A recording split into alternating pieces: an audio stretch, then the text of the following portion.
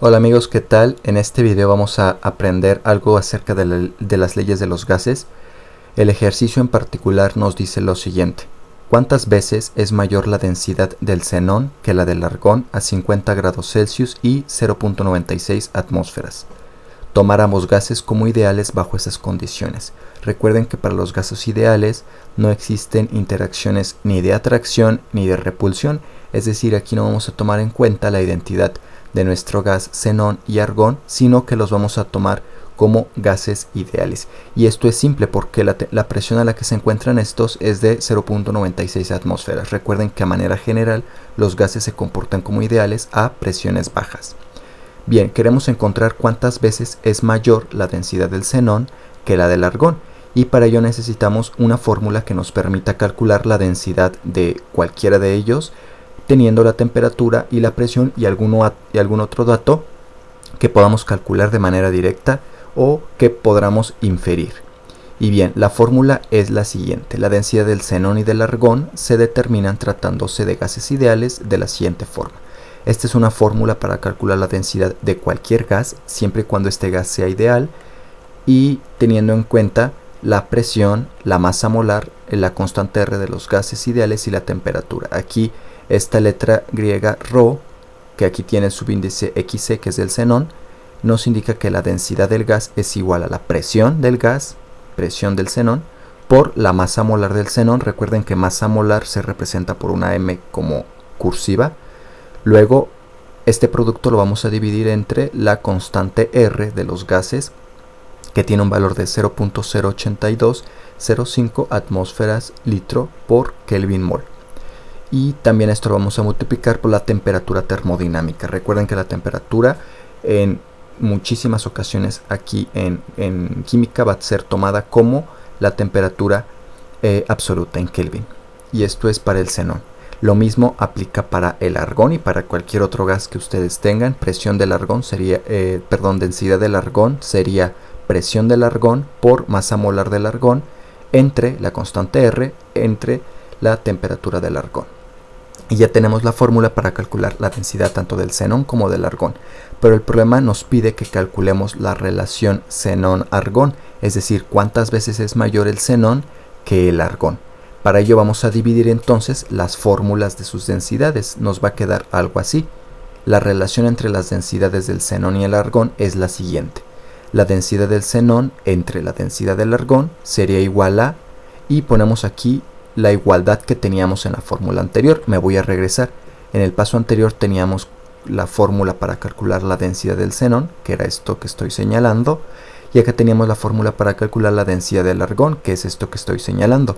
Pues bien, ahora vamos a dividir densidad del xenón, es decir, esto que estoy circulando, entre la densidad del argón, que es esto otro que estoy circulando, y nos va a quedar esto, que es lo que tengo aquí.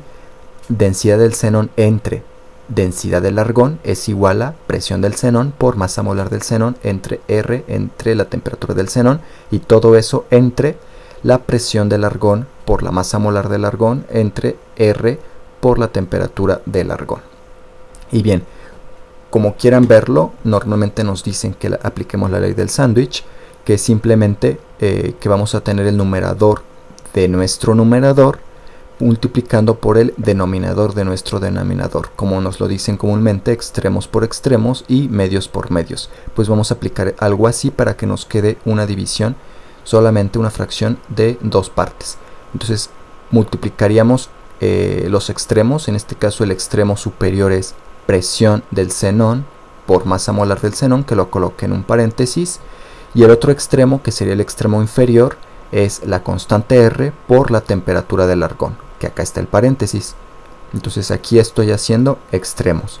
Ahora los medios van a ser la constante R por la temperatura del xenón, que acá está en paréntesis. Lo cambié de posición, pero recuerden que la posición de nuestros productos no va a alterar nuestro resultado.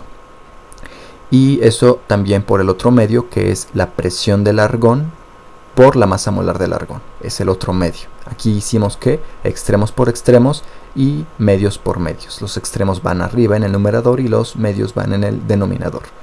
Nos queda esta expresión. Ahora, aparentemente aquí tenemos muchas variables, muchas incógnitas, pero no es así. Ustedes van a observar que realmente no importa cuál sea la temperatura de nuestros gases, no importa cuál sea la presión, porque ambos se encuentran exactamente a la misma presión y a la misma temperatura. El problema nos decía que tenemos ciertos gases, en este caso el argón y el xenón, a cierta temperatura y a cierta presión. Si no nos dice otra cosa, nosotros inferiremos que ambos gases se encuentran bajo esas mismas condiciones, a menos que se nos diga lo contrario, es decir, que nos hubiera dado una temperatura y una presión para el xenón y una temperatura y una presión diferentes para el argón. En este caso nos dio la misma temperatura y la misma presión para ambos gases, por lo tanto vamos a tratarlo así. Por lo tanto tenemos aquí esto, la presión del xenón es igual a la presión del argón.